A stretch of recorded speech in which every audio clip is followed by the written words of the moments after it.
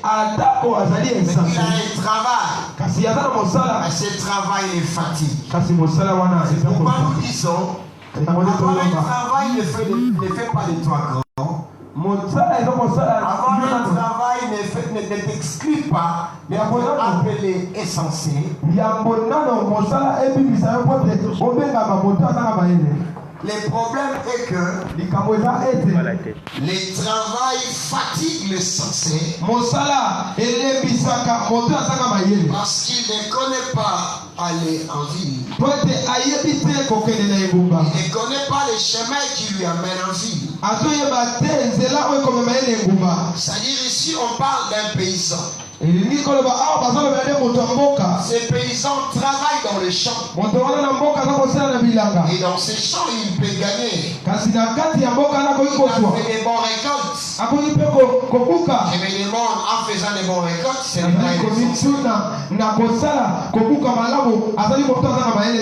mais qu'est-ce qui fait de lui insensé?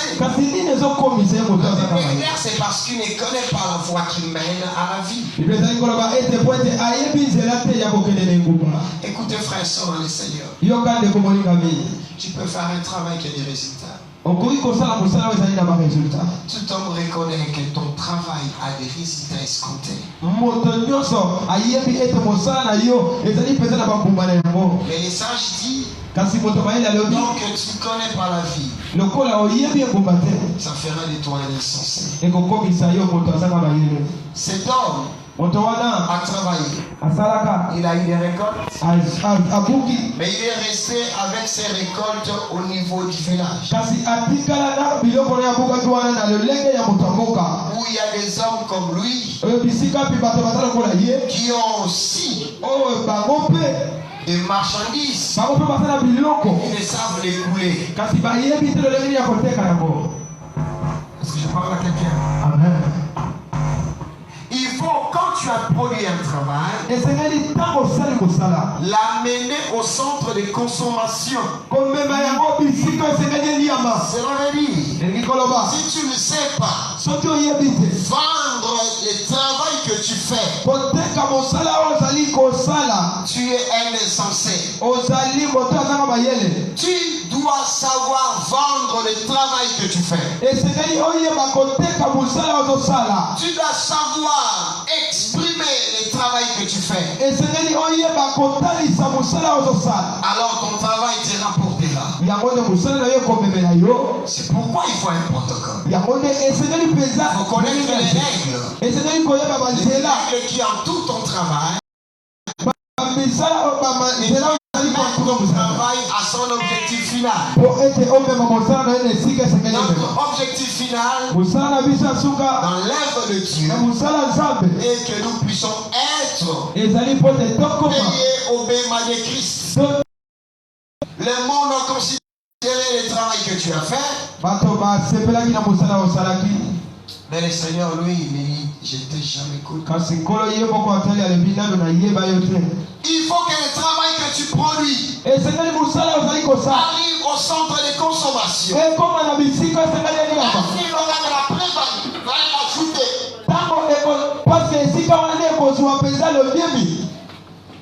Et tu seras béni.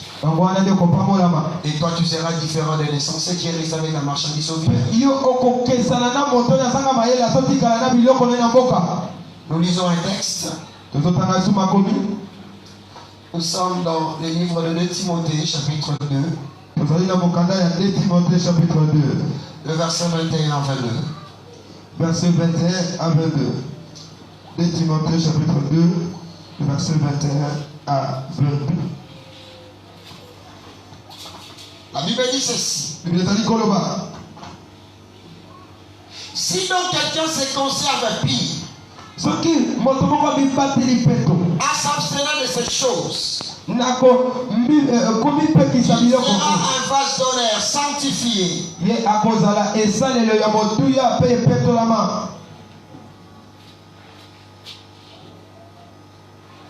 utile à son maître, propre à toute bonne œuvre.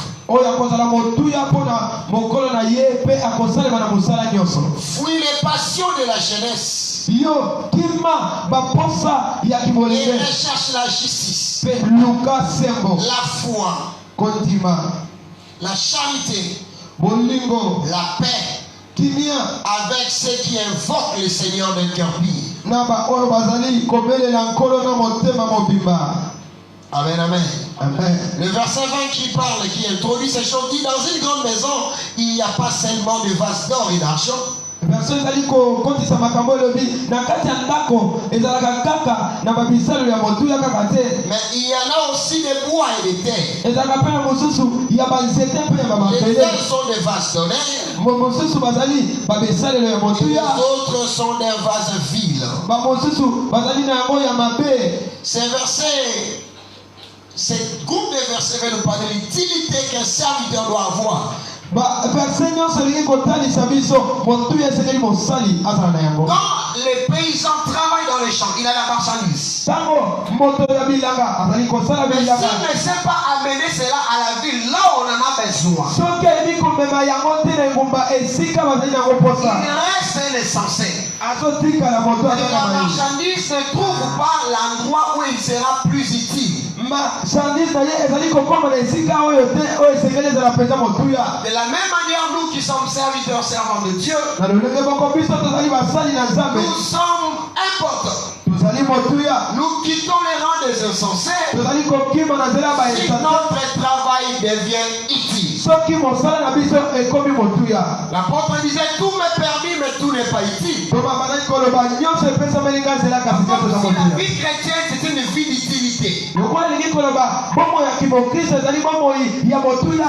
C'est une vie d'utilité. Ezali bomoi ya Les kimotuya. chrétiens vivent par rapport à l'utilité. Bana na Nzambe babikaka kolandisama motuya. Ce qui est inutile est à éviter pour un chrétien. Oyo ezali kozanga motuya eza eloko mokristo atikaka. Et dans ce verset, l'apôtre Paul dit: yango nde na kati ya verso apôtre Paul il alobi n'y a pas seulement des vases d'or, d'argent, mais il y a aussi des vases de bois. ete na kati ya ndako ezalaka kaka na bisalelo ya motuya te kasi ezalaka mpe na baoyo ya banzete mpe mosusu ya mabele. Il y a des vases qui sont plus importants que les autres. ezali na baesaleli oyo ezali motuya koleka Vu la qualité, kolandisama vu la beauté, kolandisama mosala to ils sont d'or. po ete bazali mpenza On ya appelle olo même des vases d'honneur.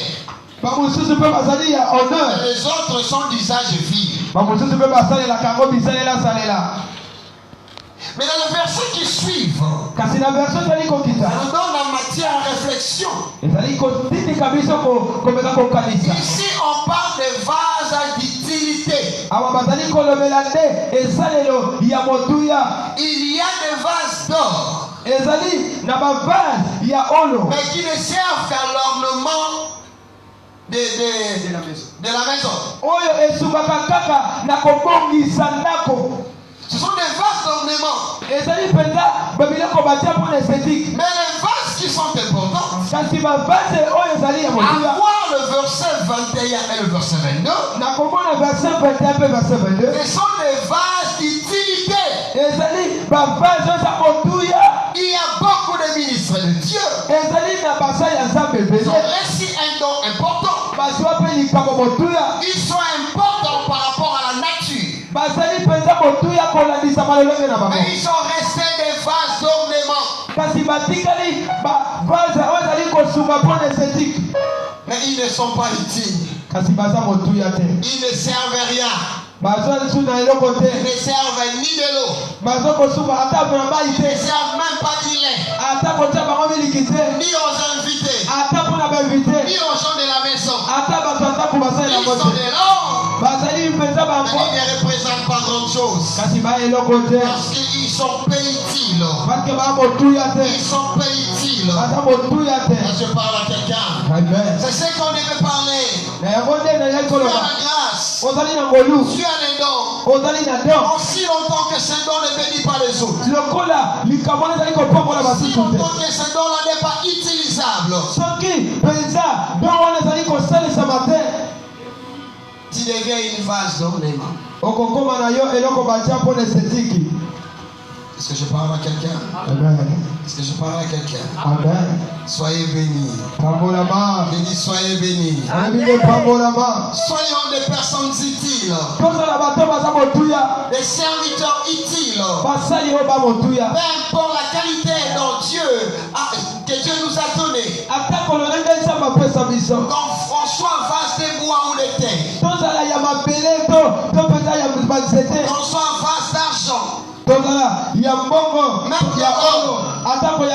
ce qui est important, que nous soyons utiles. Que nous soyons utiles. Nous soyons utiles pour le maître. Nous soyons utiles pour les invités du maître. Nous soyons utiles pour les autres. L'utilité, c'est ce qui est important. Dieu produit certainement. Mais cela est plus utile à la ville qu'à la campagne. Tu as été bien taillé à la carrière. C'est là la source, à la carrière, tu as été bien taillé. Mais ton utilité, et quand tu prends place au temple, là on a besoin de toi. Si au centre de consommation, au centre d'utilisation, tu n'es pas au rendez-vous, tu n'es pas utile. Tu n'es pas utile. Oui, je sais qu'on t'appelle archibishop. On t'appelle excellent. Mais si tu n'es pas utile pour les autres, tu n'es qu'un essentiel. Tu n'es qu'un essentiel. Pour la vie d'un essentiel, celui qui dit à son cœur, Dieu n'existe pas. Donc, peu importe le nom de Dieu que tu cites, si tu ne sais pas te rendre utile, tu ne crois même pas à la grandeur de Dieu. Je me suis demandé, mais comment ça? Oui, mais Dieu m'a amené en Genèse. La Bible déclare que Dieu n'avait rien fait parce qu'il n'y avait personne.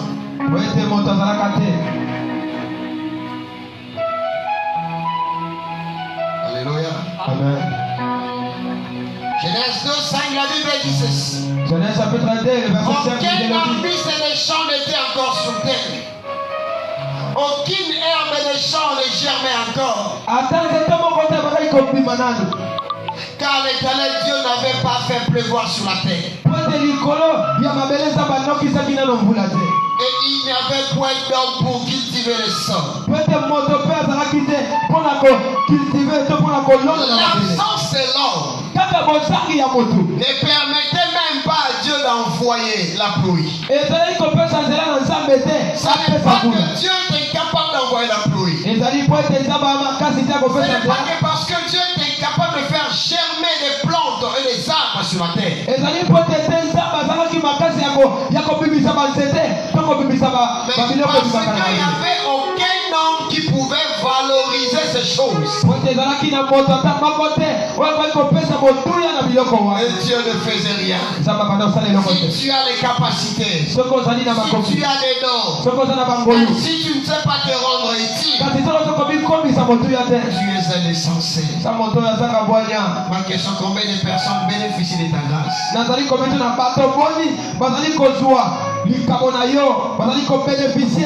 Est-ce que le Seigneur lui-même est content de ce que tu fais? Jour après jour, est-ce que tu réalises, tu te poses des questions, tu sais que tu fais plaire ou non au Seigneur?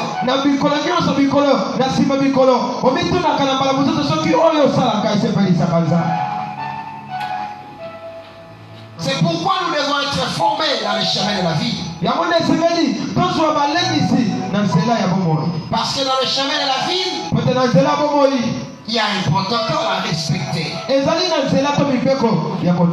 la ville, les gens parlent différemment. Dans la ville, il y a beaucoup de voleurs que dans les champs. Dans la ville, il y a beaucoup d'interactions qui sont parfois compliquées. C'est pourquoi le serviteur de Dieu qui veut se rendre utile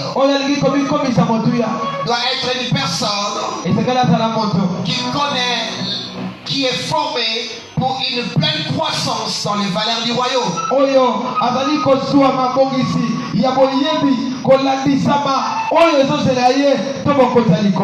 qu'il rencontrera plusieurs langages dans la vie. Pourquoi il doit maîtriser ces choses? Qu'est-ce que Dieu fait? Dieu d'abord nous met dans l'église pour être formé par les 5 ministères, mais sous l'autorité des maîtres.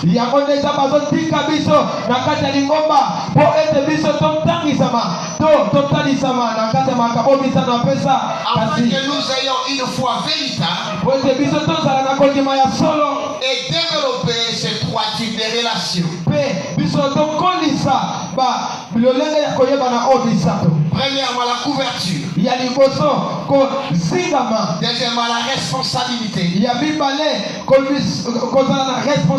Et un sens de famille. C'est très important. C'est très important. C'est pourquoi l'apôtre disait au jeune pasteur Timothée, il y avait des choses qu'il devait rechercher. Ça, c'est le protocole. Dans la ville où j'étais laissé, la charge que je t'ai donnée t'amène à une exposition. Ça créera des interactions qui tous ne seront pas toujours positives. Ainsi, fils, cherche ces choses. Conserve-toi à être pire. Comme une vase soit toujours pire, prêt à être utilisé. Peu la nature que tu as. Conserve-toi pire, prêt à être utilisé à n'importe quand, n'importe comment.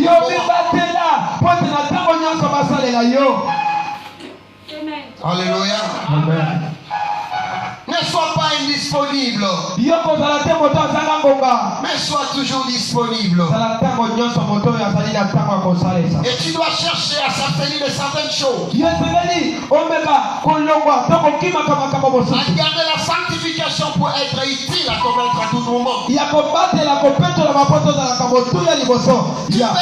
l'homme, mais si tu es sale et indisponible, tu ne seras plus utile à commettre.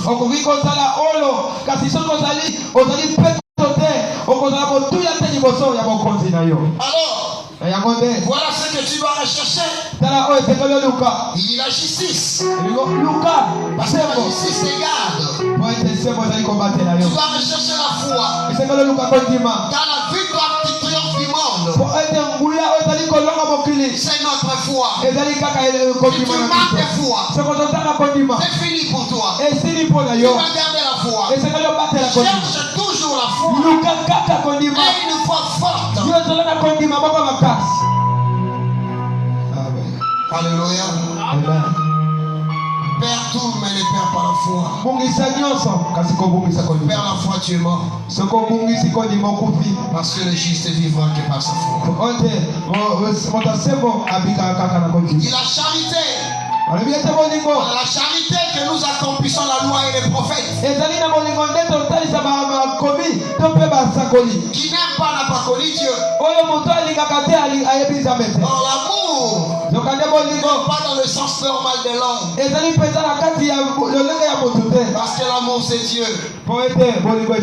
L'amour c'est Dieu. L'amour c'est Dieu. Alléluia. Amen. Est-ce qu'on peut encore acclamer le roi? Écoutez frères dans le Seigneur. L'apôtre dit, cherche la paix avec ceux qui invoquent le Seigneur d'un cœur pur. Un sens de famille. Ne sois pas seul. Tu dois chercher à être avec ceux qui invoquent le Seigneur d'un cœur pur. C'est pourquoi nous parlons de ces 3 choses.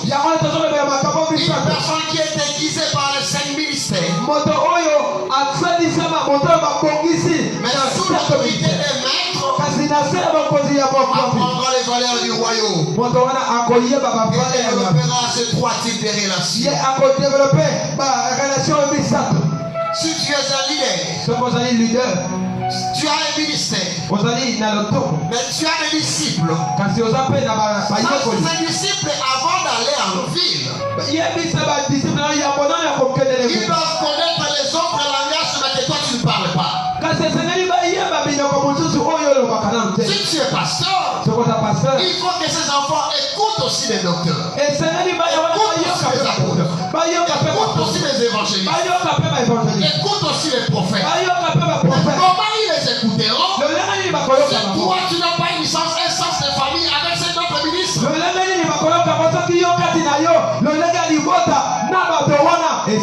dois être en paix avec les autres ministres. Cela permettra que tes disciples soient formés dans les valeurs du royaume. La première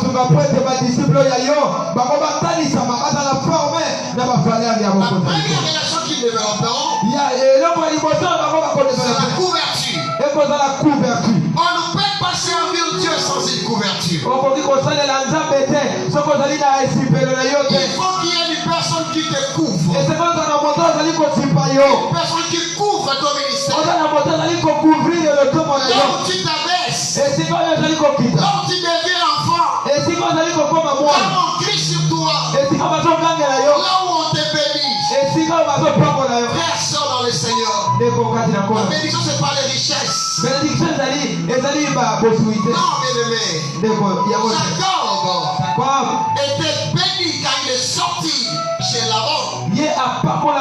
Parce qu'il avait beaucoup de richesses. D'ailleurs, c'est ça qui a créé la jalousie. Mais lorsqu'il rencontre l'ange, l'Éternel, il tient l'ange. L'ange le détruit même son embouti de l'ange. Mais Jacob demandait quoi? Je ne te laisserai pas. Tu m'as béni. Mais tu as beaucoup de choses, Jacob. Le secret de la mort te jalouse. Mais pourquoi tu cherches encore une bénédiction? Parce que la bénédiction, ce n'était pas ces choses-là. Jacob a été béni par son père comme Esaü. Il a été béni secondairement par le même père comme Jacob. Mais il a cherché encore la bénédiction. Et cette fois-là, il a été béni avec les noms d'Israël. Bien aimé, la bénédiction n'est pas nécessairement la richesse. Mais la bénédiction éternelle fait enrichir. Mais il faut du protocole. Et le protocole qu'on parle en ce jour, sont ces protocoles d'utilité. De rendre utile dans les grandes agglomérations, il y a plus d'interaction. Où les démons sont en activité. Les hommes sont en activité. C'est là où tu dois te rendre pour être une vaste honnête. Mais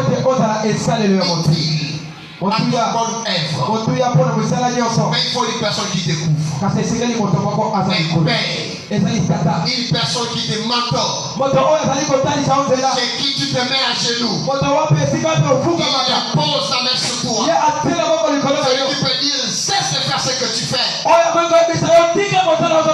notion du Père est importante dans la ville où tu pars. Alléluia. Il y a des questions que le Père doit répondre. Il faut une couverture. Joseph était fait gouverneur d'Égypte. Mais le pharaon lui a dit, je mets tout sous ta responsabilité, excepté mon trône. Mais le trône de pharaon. Cela veut dire que Joseph, qui était premier ministre, avait le véritable Dieu. Mais au-dessus de lui, il y avait le trône de pharaon qui était dirigé par un Dieu païen. Joseph ne pouvait rien. Et Joseph a appelé son père. Il a dit à Pharaon que mon père arrive. Et Pharaon est parti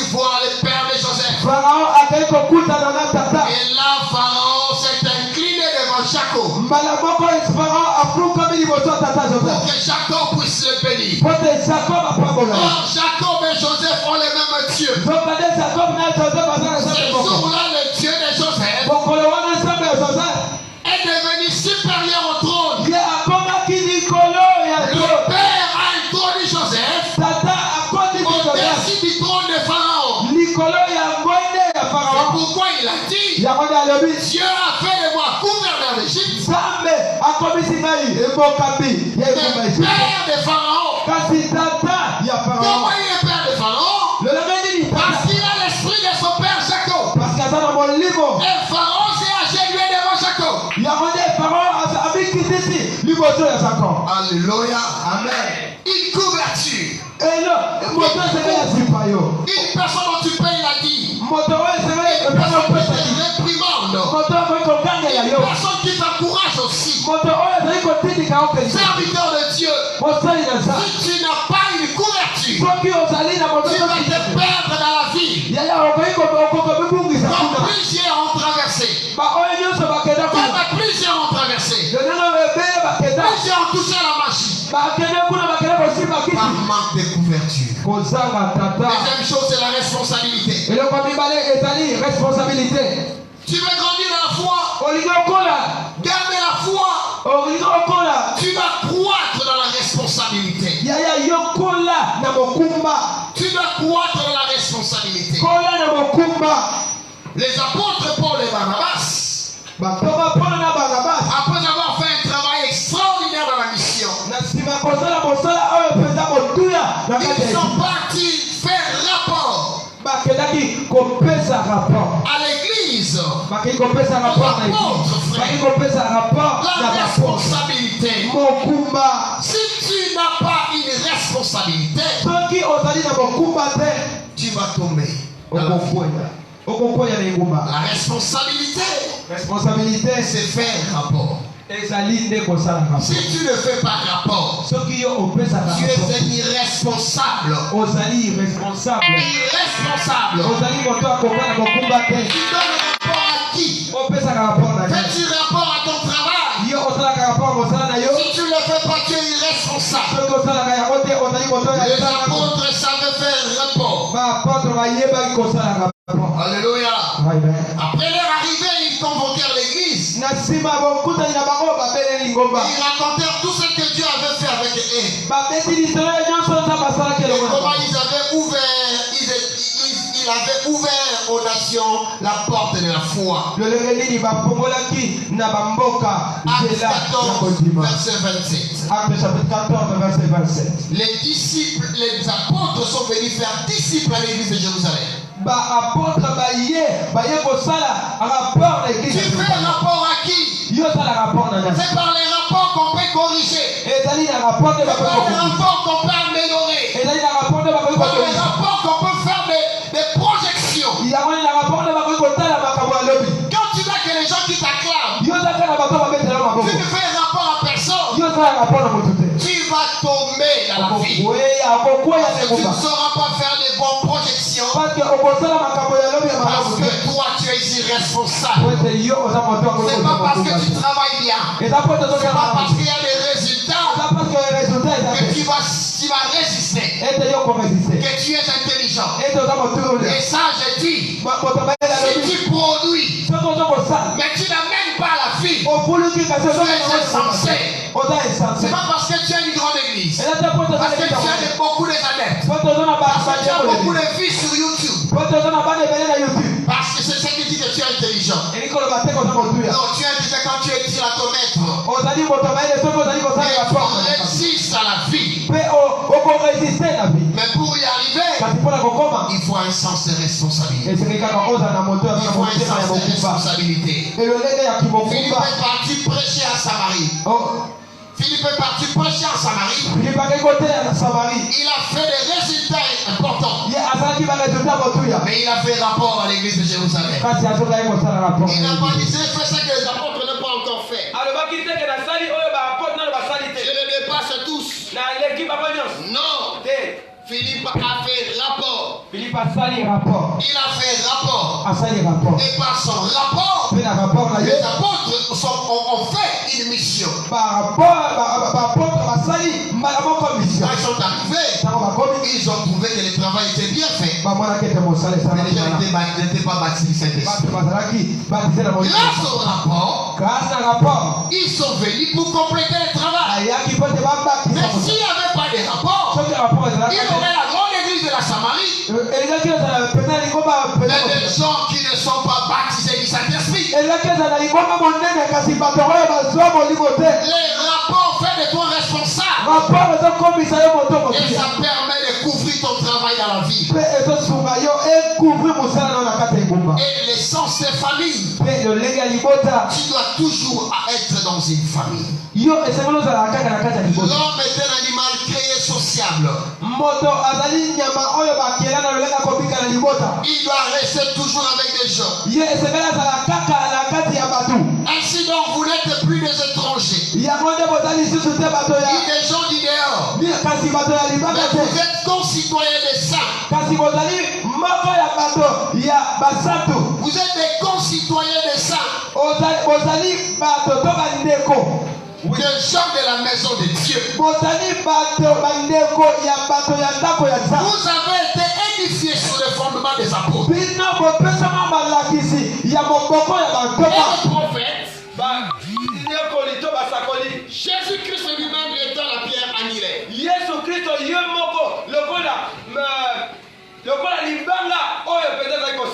Écoutez bien aimés dans le Seigneur. Nous sommes édifiés pour être une maison de Dieu. Et dans cette maison, il y a plusieurs briques. Nous devons développer une très bonne relation avec les autres. Ne vis pas seul. Sinon tu vas être englouti par les choses qui se passent à la vie. Un bon serviteur de Dieu doit avoir un père, doit avoir des amis, doit avoir des enfants. Un père, on les respecte. Un père, on les quitte devant le père. On se soumet au père. On a des relations avec des amis. On discute avec des amis. On parle bien avec des amis. Et on a aussi des disciples qui aussi aller à tous nous obéissent.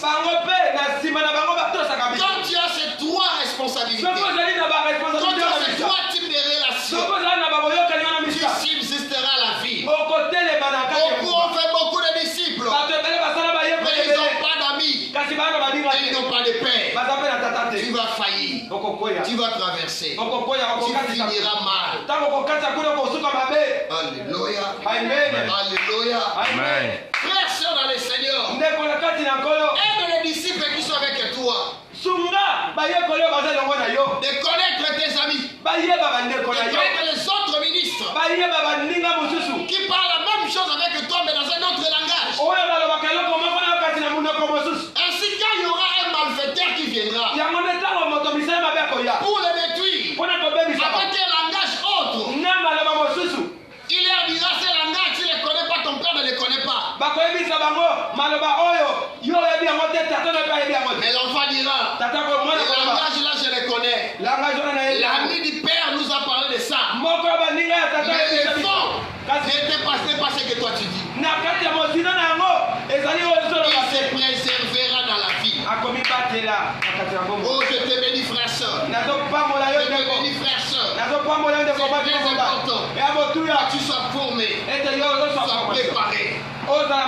C'est l'utilité pour te rendre intime. Il faut accepter malgré ce que tu es venu, les matorines de paix.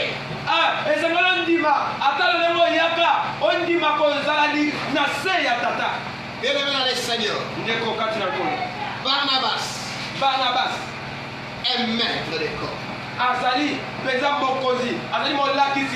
Cet homme est un disciple qui a suivi le Seigneur.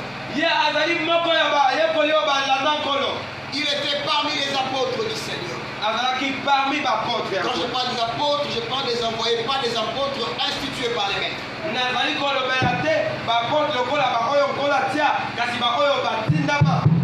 Il était là. Toute sa vie, il a mis de l'argent. Il a mis de l'argent pour l'église. La Bible nous renseigne qu'il a vendu ses propriétés. Et il a mis l'argent auprès des apôtres pour la lettre du Seigneur. À cause de sa donation même que Ananias et Saphira sont morts. Ananias, quand il a vu ce que lui a fait, ils ont voulu faire la même chose. On peut le faire. On peut faire aussi comme Barnabas. Ils ont vendu la parcelle. Mais quand on leur a remis l'argent, ils ont compris qu'ils n'avaient pas un cœur comme Barnabas. Et ils ont soutiré. Barnabas a tout donné. Barnabas a tout donné. Barnabas prenait tout cet argent. On va soutirer un peu. Et ils sont morts. Barnabas, c'est lui qui a pris les diacres chrétiens. Les jeunes chrétiens. Il a crié à la grâce de Dieu. N'oubliez pas qu'Étienne était rempli de l'esprit. Il a été établi diacre à l'église. Il servait aux tables. Rempli d'esprit. Rempli de grâce. Mais il servait à la table. Mais Barnabas a regardé Étienne. Il a vu qu'à Étienne, il y avait encore de grandes choses. Il a pris le jeune Étienne. Il a amené la place publique. Il lui a organisé une campagne d'évangélisation. Étienne a prêché. Et c'est le jour que le monde extérieur a connu les chaînes d'Étienne. Il a dit des choses que même Moïse n'a pas dit. Oh, Étienne le révélé. Étienne, accusé faussement, on l'a tué. Il a regardé, il a vu le Seigneur. Et c'est par Étienne que nous reconnaissons. Le Seigneur n'est pas seulement assis à la droite, mais le Seigneur aussi debout à la droite. Étienne avait une perception de la révélation que même les apôtres n'avaient pas. Mais qui pouvait croire Étienne? Barnabas a crié Étienne. Et son nom veut dire fils de l'exhortation. C'était un papa bourré de la sagesse de Dieu, mais qui croyait aux autres, qui croyait aux chaînes. Il a écouté que son détache parmi les instigateurs de ceux qui ont tué Étienne devant tes yeux. Il a connu le Seigneur. Il s'est reparti. Et il est rentré dans son village à Tars. Barnabas a payé de son argent le frais de transport pour aller chercher Paul à Tars dans son village. Il est parti parler à Paul. Paul avait le message direct de Dieu. Paul avait l'affermissement d'Ananias et Damas. Mais il est rentré quand même au village. Il était maintenant inconnu de tout le monde. Recherché par les judaïsants. Et méconnu par les frères chrétiens. Mais Barnabas est parti le chercher. Barnabas croyait à cet homme. Il lui a exhorté. Il lui a motivé. Il lui a entraîné. Et il lui a mené à l'église d'Antioche. Et là, il l'a présenté à l'église. Et à l'église, on l'a accepté. Avec les autres. Amen, amen. Amen, amen. Il est devenu utile. Le Saint-Esprit, acte 13, va choisir ces deux hommes pour la mission. Paul qui était au village, maintenant missionnaire, maintenant utile pour la la mission. Qu'est-ce qui s'est passé? Le mentoring de Barnabas. Le mentoring de Barnabas. Il a supporté Paul. Il ne peut pas perdre Paul. Mais après 5 ans, Barnabas était plus connu et Paul était plus connu que Barnabas. Mais Barnabas n'était pas jaloux de Paul. Au contraire, il était fier de Paul. Il ne laissait pas pendant que lui était assis. On appelait Barnabas Jupiter. Et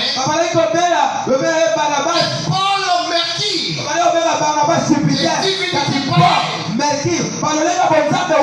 Jupiter, c'est l'équivalent de Zeus chez les Grecs.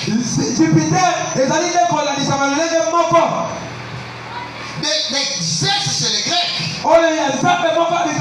Et Mercure, c'est Hermès chez les Grecs. Donc cela veut dire qu'on reconnaissait Paul comme le Dieu qui interprète le grand Dieu Barnabas.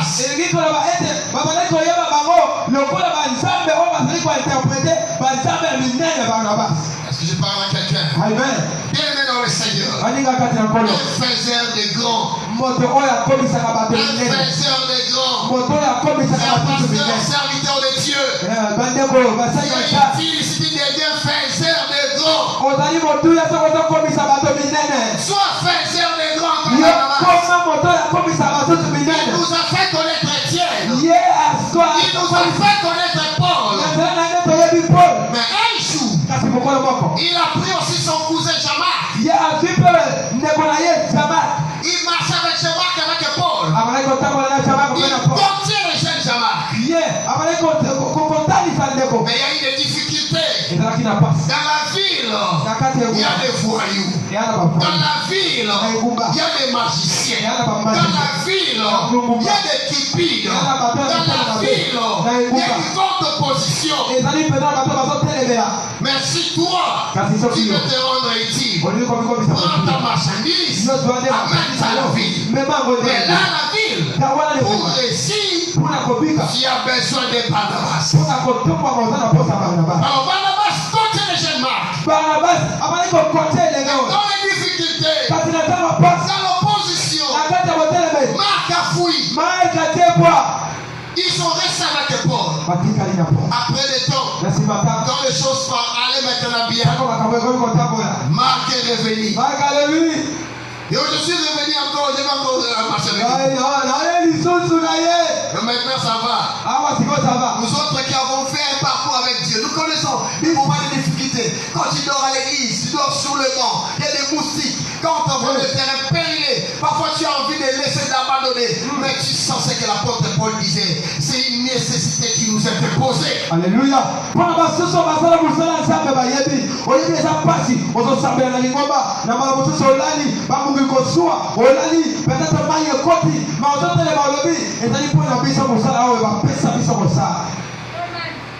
Barnabas a dit, oh Marc, comme tu es revenu, c'est l'essentiel, tu es le bienvenu. Mais Paul dit, non, on ne peut pas accepter ça. La souffrance, il fuit. Et maintenant, quand c'est bien, il vient revenir. Non, on ne veut pas de lui. La Bible raconte qu'il y a eu une grande discussion. Paul a oublié Barnabas. Paul a affronté Barnabas. Il a oublié ce que Barnabas a fait pour lui. Mais j'aime Barnabas. Il dit ceci à Paul. C'est bien. Prends le prophète Silas. C'est un grand comme toi. Parte avec lui. Laisse-moi avec les jeunes. Je vais rester avec ces jeunes. Et Paul a pris Silas, sont partis. Les cœurs patients. Supporte les faibles. L'avenir, c'est Dieu qui les connaît. Rentre ici en faisant de ses faibles et informe les mains. Il a supporté Barnabas. Il a supporté les jeunes Marc. Pour le parti. Mais quelques années après, l'apôtre Paul écrit à son fils, Timothy.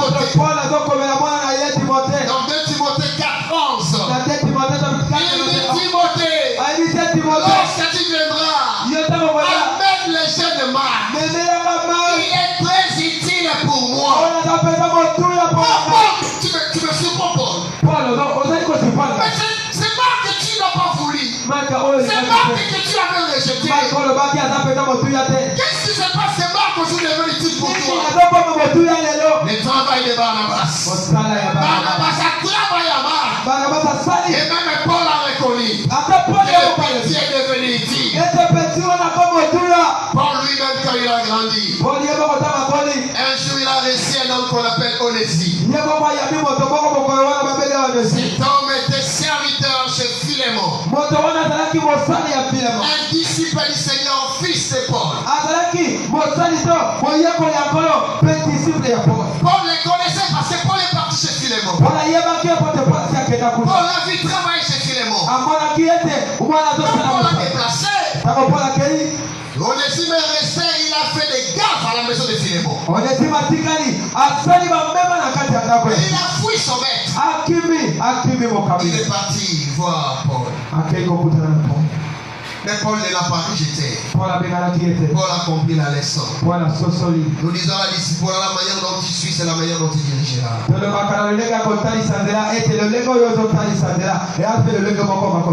Paul a recueilli. Paul a travaillé Onésime.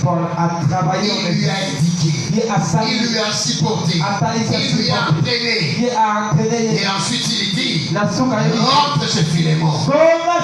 Mais il est qui à Philémon? Onésime qui est parti de toi n'est pas celui qui rentre. Celui qui rentre là, il est maintenant ici. Il est un frère. Alléluia. Paul a travaillé sur la vie d'Onésime, qui autrefois était volé, qui autrefois était devenu inutile. Mais maintenant il est utile comme son nom le dit. Parce qu'il y a eu un mentoring. Frères sont dans le Seigneur. Je termine cette assertion, cette présentation de ce jour, pour te dire ceci. Ce qui est important pour le Seigneur, que nous soyons présentés à la vie. Mais à la vie, nous puissions nous rendre utiles. Dans le champ de Dieu, dans ce monde où il y a tout ce que nous voyons aujourd'hui, pour garder la foi, la justice, l'amour et la paix avec les frères, on doit avoir ces trois types de relations. Une relation de couverture, avoir un mentor qui te couvre, et d'où tu as une responsabilité vis-à-vis ou vis-à-vis de l'organisation, et avoir une famille qui t'entoure. Même sans cette famille avec les autres. Tant que ton ministère n'influence pas positivement l'église qui est en face,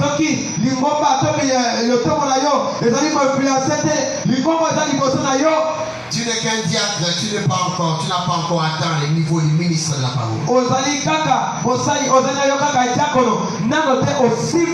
Et nous nous rendons utiles quand nous faisons des autres meilleurs. Si les autres peuvent dire ce que je suis devenu aujourd'hui, c'est l'autre qui m'a fait ça. C'est l'autre qui m'a façonné. Alors tu es devenu utile au maître. Le maître s'est servi de toi pour servir son invité. Il s'est servi de toi pour bénir ses invités. Alors tu es devenu utile. C'est pourquoi les frères peuvent faire passion. Croire respecte les autres. Respecte les fins de commencement. Tu ne sais pas ce qui deviendront. Amen. Que Dieu bénisse.